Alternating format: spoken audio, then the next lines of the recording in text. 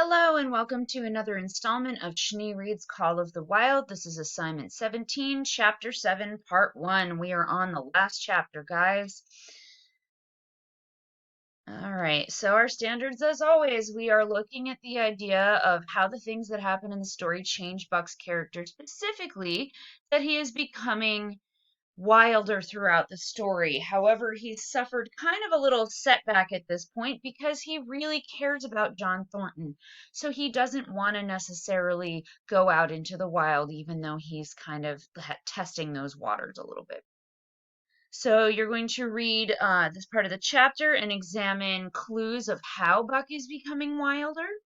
And then you're going to answer some questions based on the details from the text. All right, so what happened last time? So Thornton made a bet that Buck could start a 1,000-pound sled, break it out, and pull it 100 yards. Buck does this and earns the men a lot of money. We'll find out in this chapter it's $1,600. So now the men can go and explore uncharted territories to mine for gold.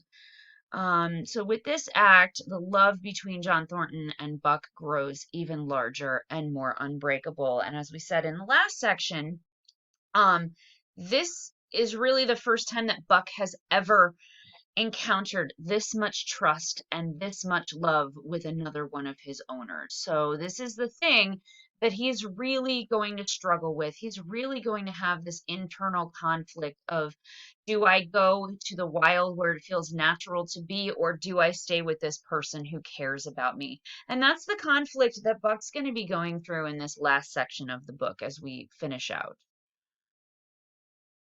All right, so we're going to watch a video. Now, the video is 9 minutes and the reading is about 9 pages. So this video may be a little bit longer than our standard videos. However, I wanted to kind of show that process of how would a domestic dog go forth and become part of a wild pack. In this case, it's a coyote pack, so it's not a wolf pack. But still, they're wild animals, wild dogs. And it kind of relates to Buck because he's going to start finding his own wolf pack. Interesting fun fact, this story takes place in Kingston, New York, which is not very far at all from where you live. If you guys ever get on the thruway and go north in New York State, chances are you've been through Kingston before. So this is a fairly local story, which makes it that much more interesting.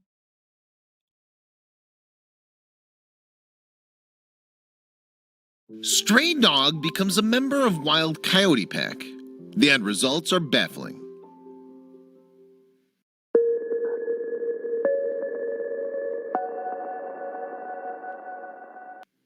Many people aren't aware of the rising population of coyotes. Naturally, it might not be the most exciting thing to catch your attention. However, for people with pets that like to venture on their own occasionally, this should be on their radar. One day, 2 Humane Society workers, Sarah Nace and Nicole Asher, witnessed a stray dog surrounded by wild coyotes in Kingston, New York. At first, they feared for the dog, but after close examination, the truth revealed itself. Dive in and discover the shocking events that happen with this dog dealing with the pack of coyotes. Nace works with lost pets of Hudson Valley and is fully aware of the rising coyote population in the area she lives in. One day, she took notice of a stray dog running around Kingston, New York.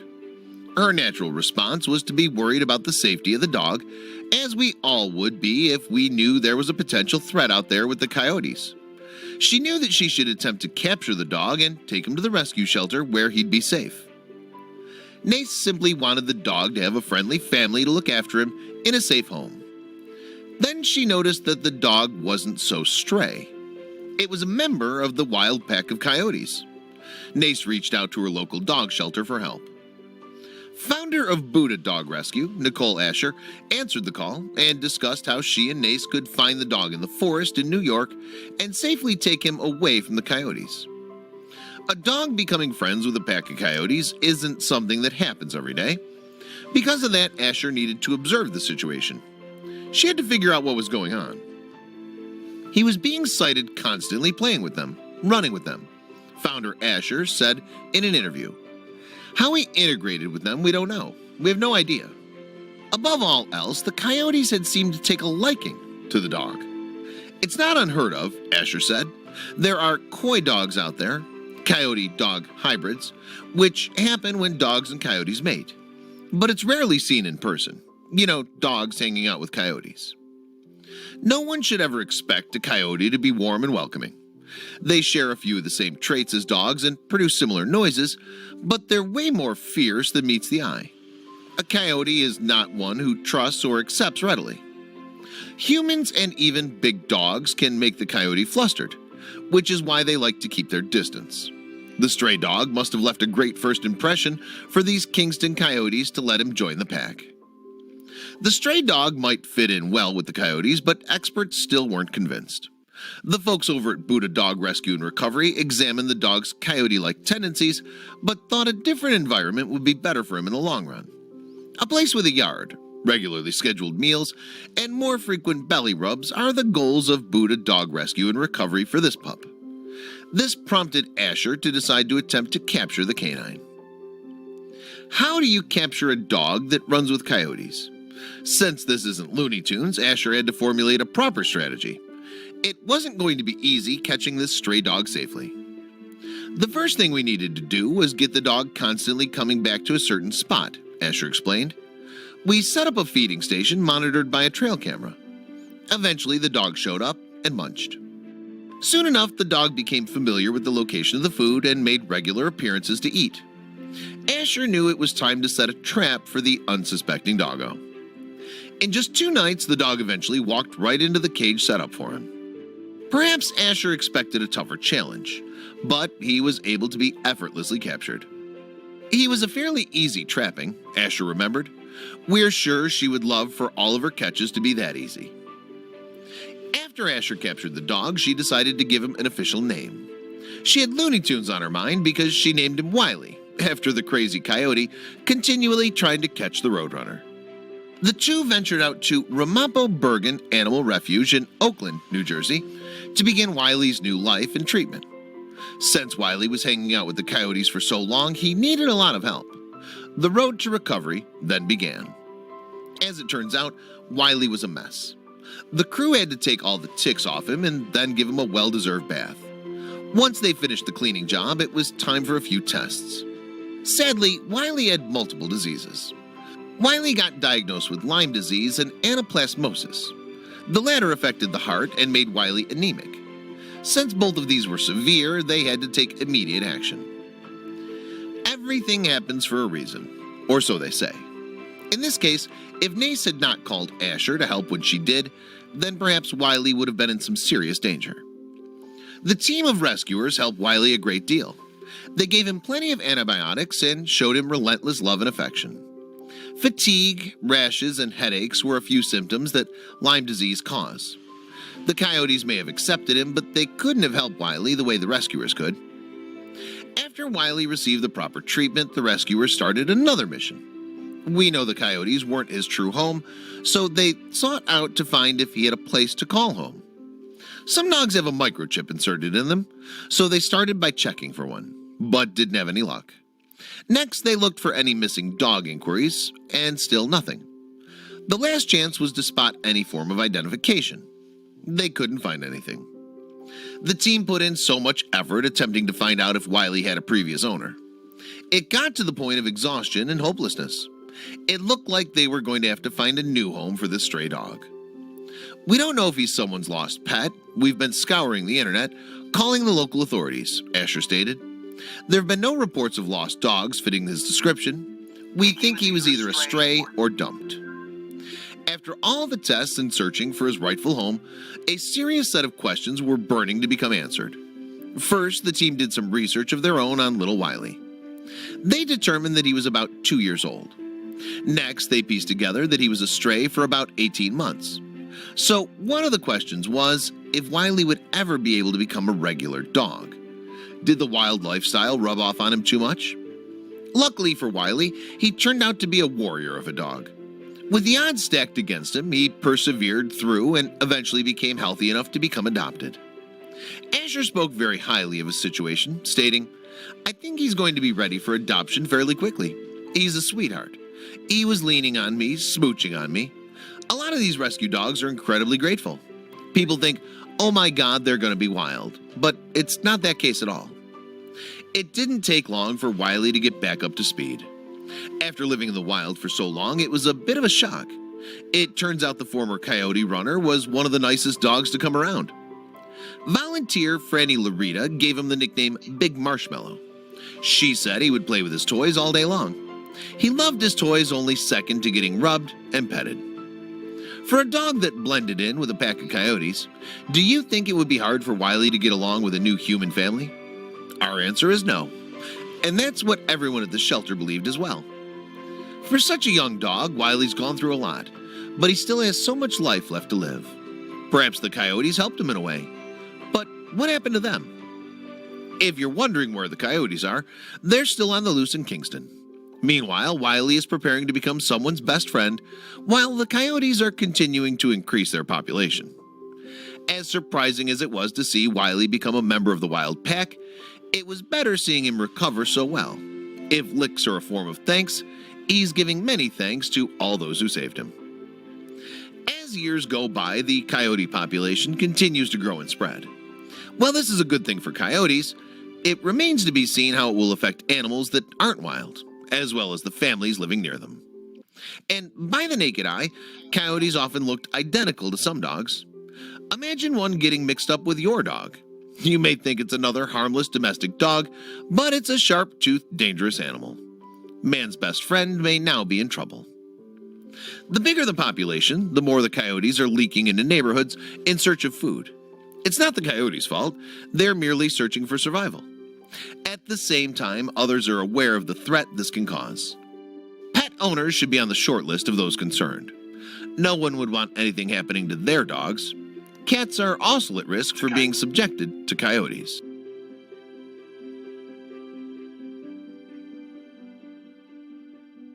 So as you saw in this video, we had kind of the opposite of what is happening in our novel. So we've got this dog who is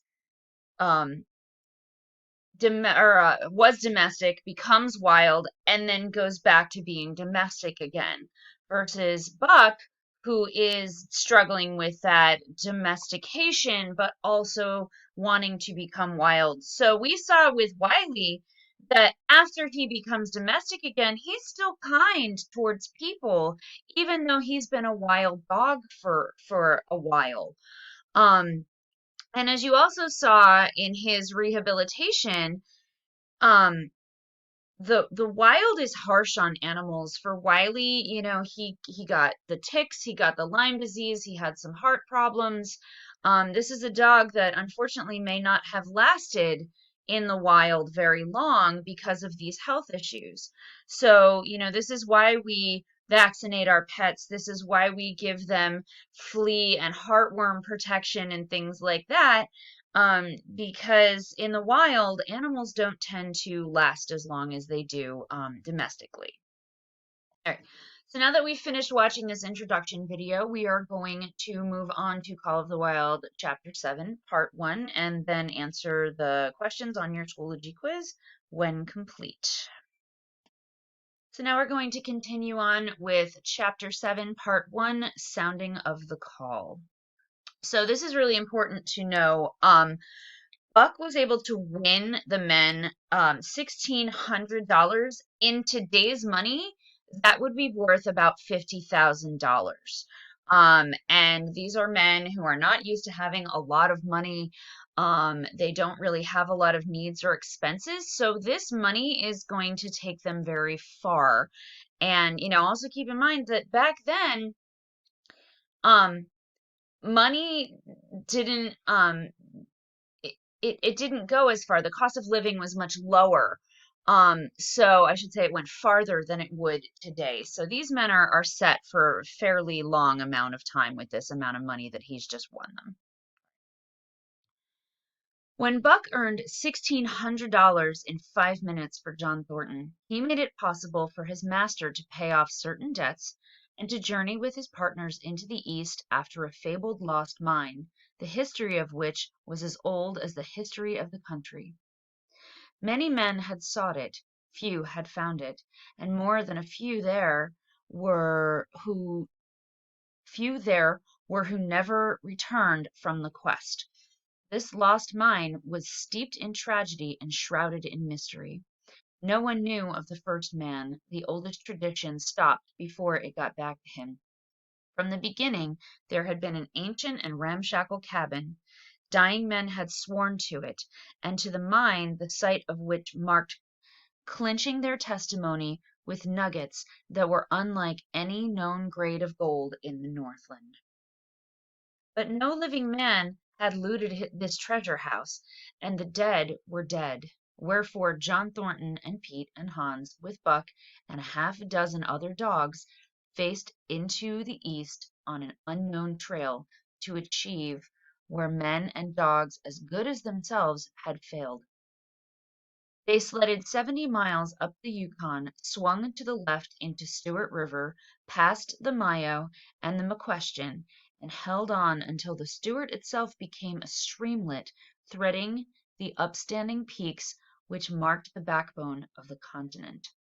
So at this point, the men have heard rumors and tales of this cabin that exists somewhere that offers the biggest gold nuggets that anybody has ever seen, except no one living has ever actually found this place.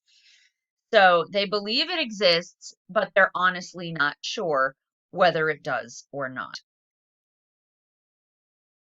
John Thornton asked little of man or nature. He was unafraid of the wild. With a handful of salt and a rifle he could plunge into the wilderness and fare wherever he pleased, and as long as he pleased. Being in no haste, Indian fashion, he hunted his dinner in the course of the day's travel, and if he failed to find it, like the Indian, he kept on traveling, secure in the knowledge that sooner or later he would come to it. So, on this great journey into the East, straight meat was the bill of fare, ammunition and tools principally made up the load on the sled, and the time card was drawn upon the limitless future. To Buck it was boundless delight, this hunting, fishing, and indefinite wandering through strange places. For weeks at a time they would hold on steady day after day, and for weeks upon end they would camp, here and there, the dogs loafing and the men burning holes through the frozen muck and gravel and washing countless pans of dirt by the heat of the fire.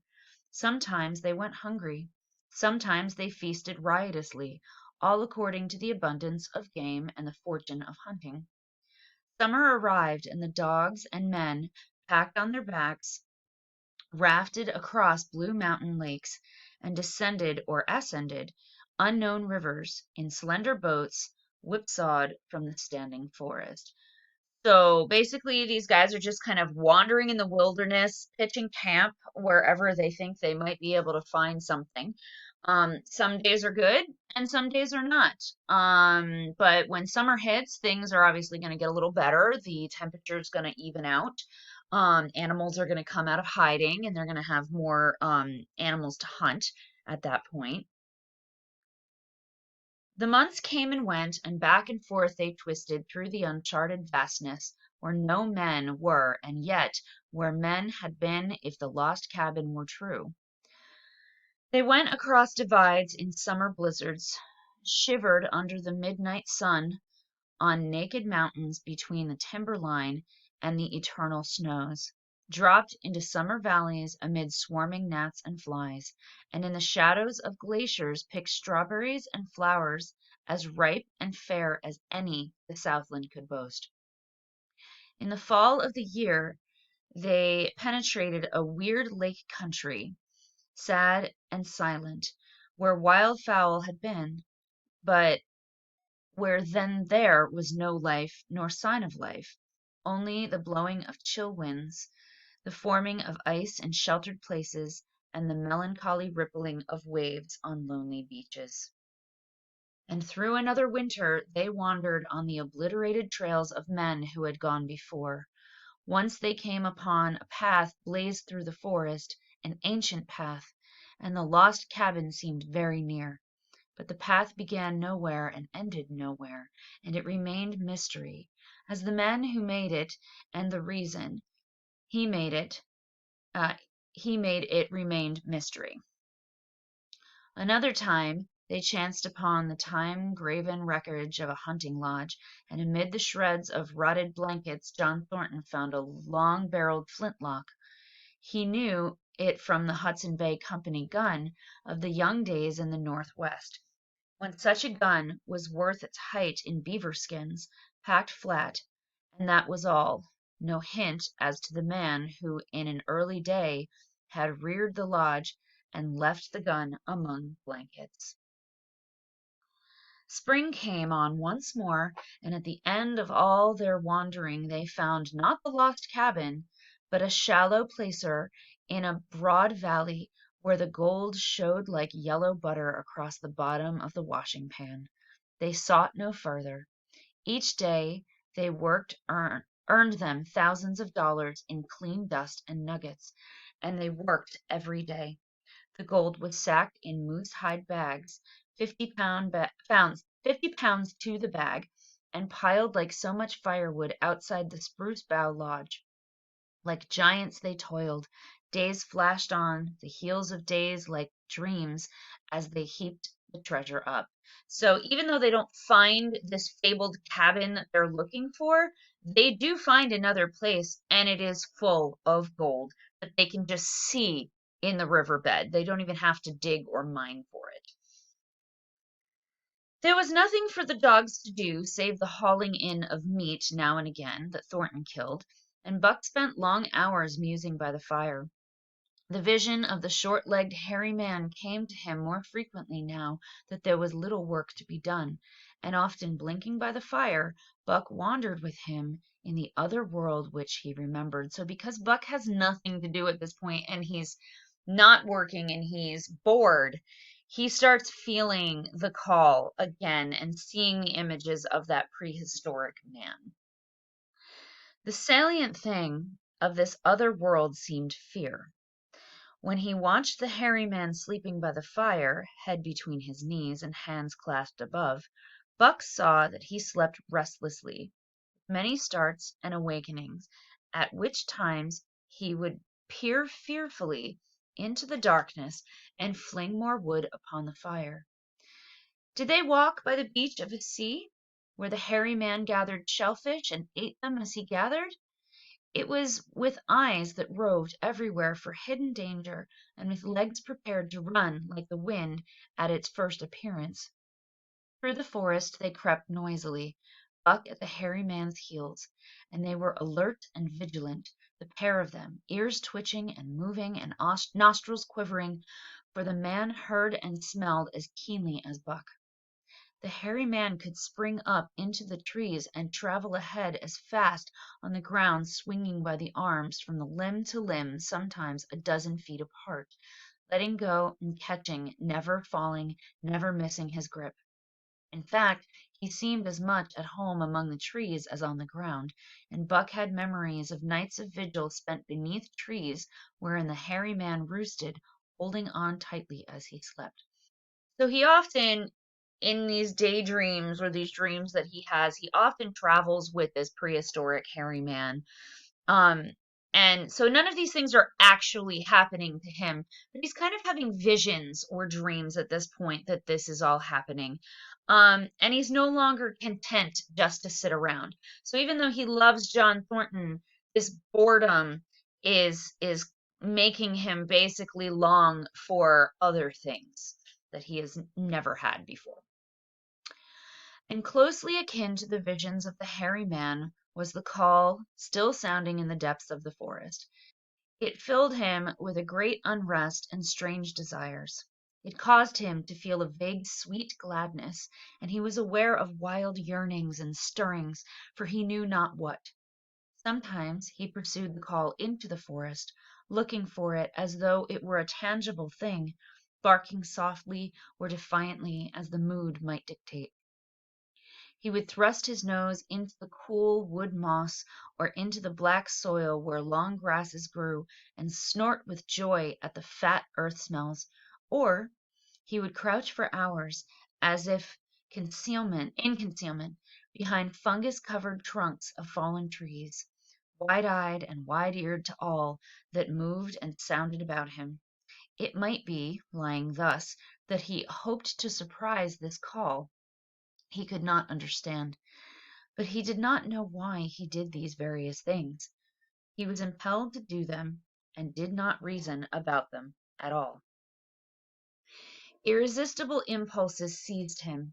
He would be lying in camp, dozing lazily in the heat of the day, when suddenly his head would lift and his ears cock up, intent and listening, and he would spring to his feet and dash away, and on for hours through the forest aisles and across the open spaces where the niggerheads bunched. He loved to run down dry water courses and to creep and spy upon the bird life in the woods. For a day at a time he would lie in the underbrush where he could watch the partridges drumming and strutting up and down. But especially he loved to run in the dim twilight of the summer midnights, listening to the subdued and sleepy murmurs of the forest, reading signs and sounds as man may read a book, and seeking for the mysterious something that called waking or sleeping at all times for him to come. So he chases the call even though it isn't necessarily a real thing. It's a feeling or sounds that he's hearing or the instincts coming alive in him. But he always comes back to camp and to Thornton. Also, we have this word, niggerheads here, this type of plant. I'm not exactly sure why they call it that. Just keep in mind that this book was written at the early turn of the 1900s. So we are still dealing with a time where racism was rampant and people would assign terms to something without even thinking of the connotation as to why they said them. So don't dwell on it too long. If you want to do a little more research, feel free. But we're going to move on. One night he sprang from his sleep with a start, eager-eyed nostrils quivering and scenting, his mane bristling in recurrent waves. From the forest came the call, or one note of it, for the call was many-noted, distinct and definite as never before, a long-drawn howl like, yet unlike any noise made by husky dog. And he knew it, in the old familiar way, as a sound heard before. He sprang through the sleeping camp and in swift silence dashed through the woods. As he drew closer to the cry, he went more slowly with caution in every movement, till he came to an open place among the trees, and looking out saw erect on haunches, with nose pointed to the sky, a long, lean timber wolf. He had made no noise, yet it ceased from its howling and tried to sense its presence. Buck stalked into the open, half crouching body gathered compactly together, trail straight and stiff, feet falling, an unwonted care. Every movement advertised, commingled, threatening the overture of friendliness. It was the menacing truce that marks the meaning of wild beasts that prey. But the wolf fled at sight of him. He followed with wild leapings in the frenzy to overtake. He ran him into a blind channel in the bed of the creek where the timber jam barred the way. The wolf whirled about, pivoting on his hind legs after the fashion of Joe and of all cornered husky dogs, snarling and bristling, clipping his teeth together in a continuous, rapid succession of snaps.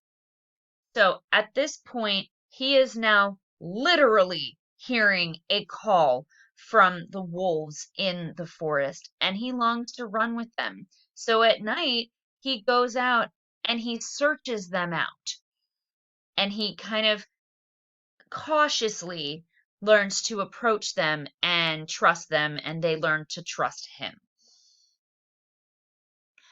Buck did not attack, but circled him about and hedged him in with friendly advances. The wolf was suspicious and afraid, for Buck made 3 of him in weight. While his head barely reached Buck's shoulder, watching his chance, he darted away, and the chase was resumed. Time and again he was cornered, and the thing repeated, though he was in poor condition, or Buck could not so easily have overtaken him.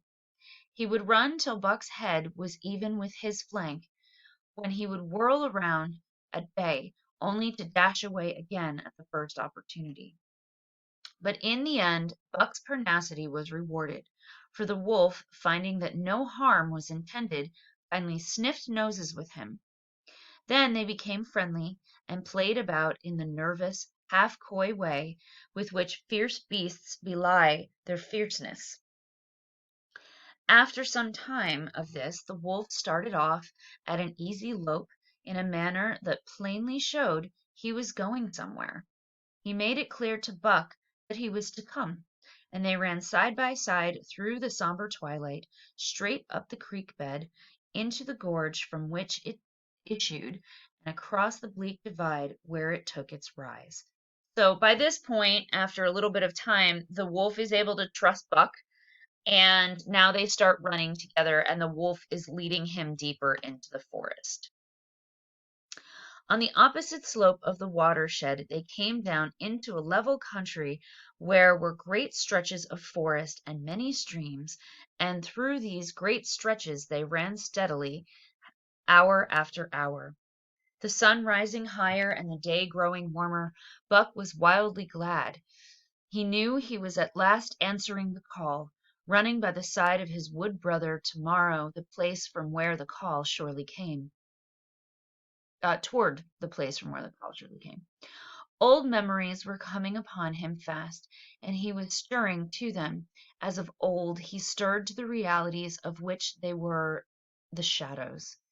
He had done this thing before, somewhere in that other and dimly remembered world, and he was doing it again now, not running free in the open, the unpacked earth underfoot, the wide sky overhead.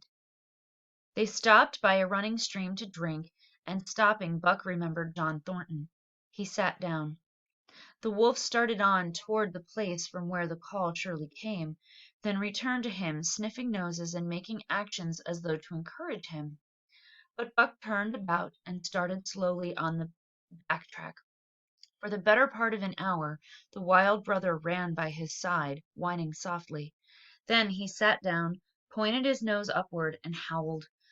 It was a mournful howl, and as Buck had steadily on his way, he had heard it grow faint and fainter until it was lost in the distance.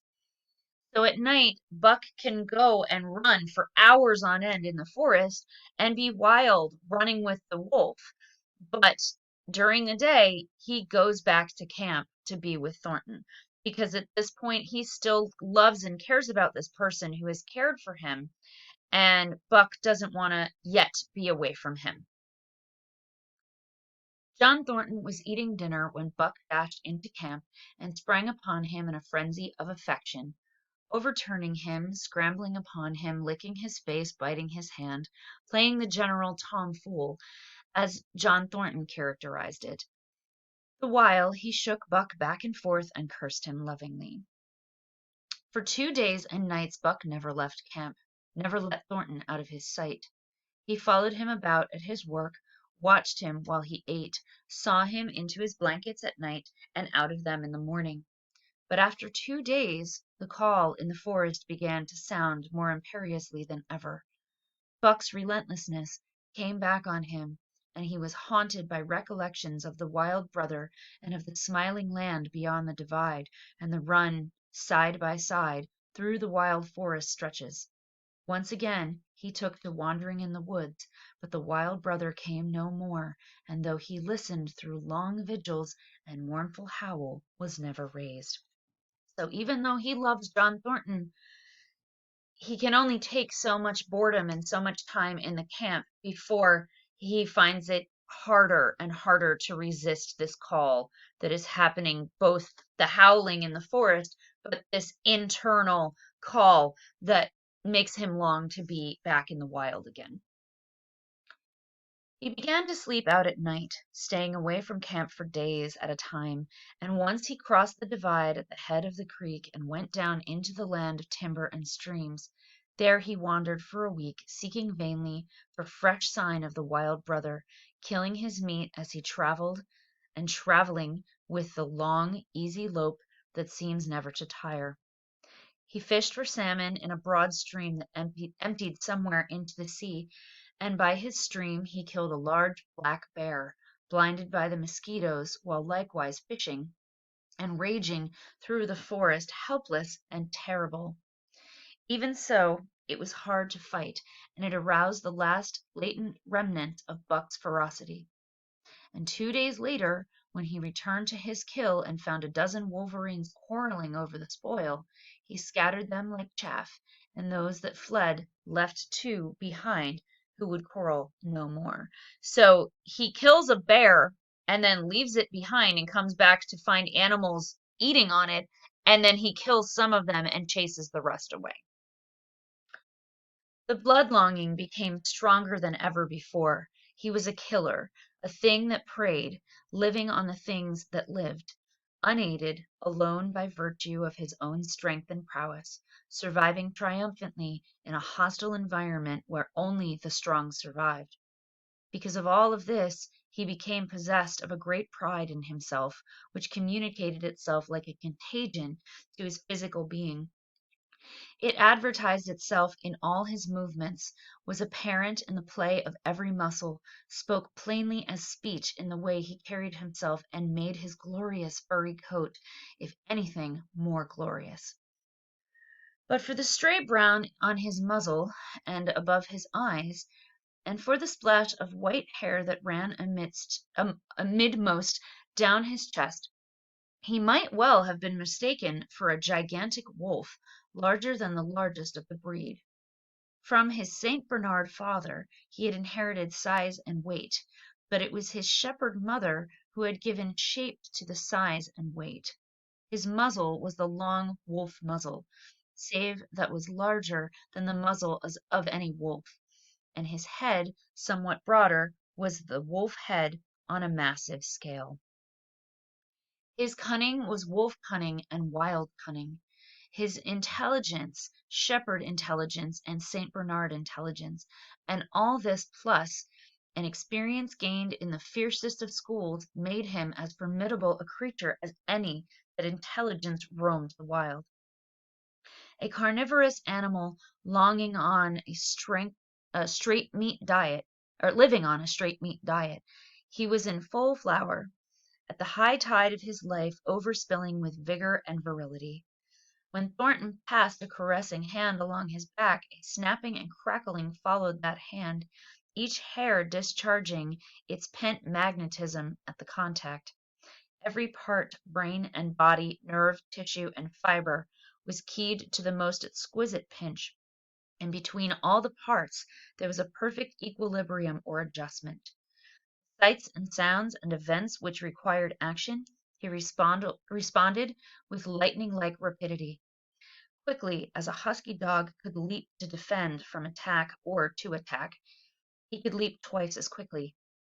He saw the movement or heard sound, and responded in less time than another dog required to compass the mere seeing or hearing.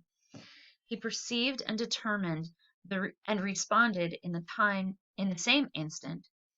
In point of fact, the three actions of perceiving, determining, and responding were sequential, but so infinitesimal were the intervals of time between them that they appeared simultaneous.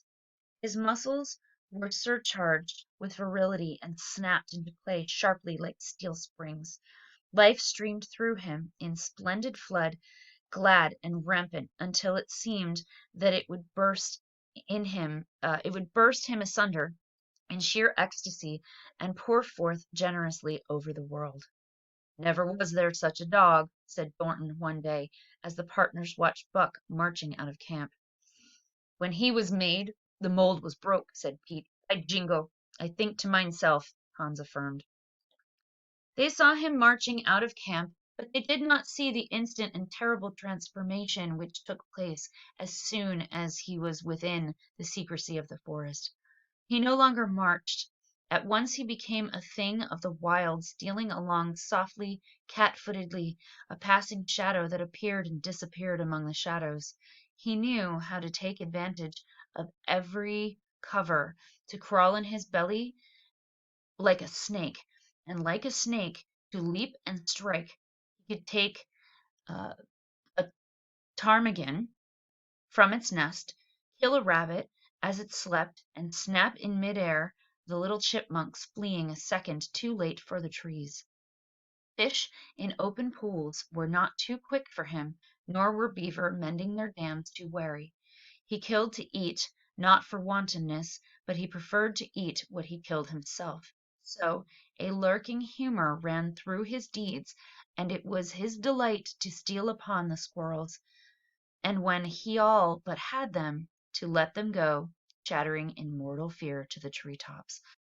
So at this point, they're really describing all of these keen senses that are developing in Buck that are making him more wild day by day. And yet Thornton still sees Buck as a dog, not as a wild creature. Even though they see him stalking into the forest, Buck is very domestic when he's with Thornton, but the second he passes into the forest, that wild instinct kicks over. And he hides this side of himself. Um, so Thornton is unable to see just how wild Buck is becoming. And to this last bit, Buck is now out hunting more. He's only really eating what he kills because it's fulfilling to him. And then he hunts things like squirrels, but then he lets them go, only to keep his senses and his instincts alive, but not to actually hurt or harm things. So he only hunts to kill at this point. All right, so this section was a little bit longer. It's the end of part one. So you've got your multiple choice questions. You only have one short answer. So I want you to find at least two different ways that Buck is becoming wilder. Um, and this could be a feeling. This could be something that calls to him. This could be a way that he has changed or an instinct that is coming out. But you need at least two direct details from the reading, and one of them must be a quote. If I were you, I would just use two quotes and make this easier since you have two different ways that Buck is becoming wilder. All right.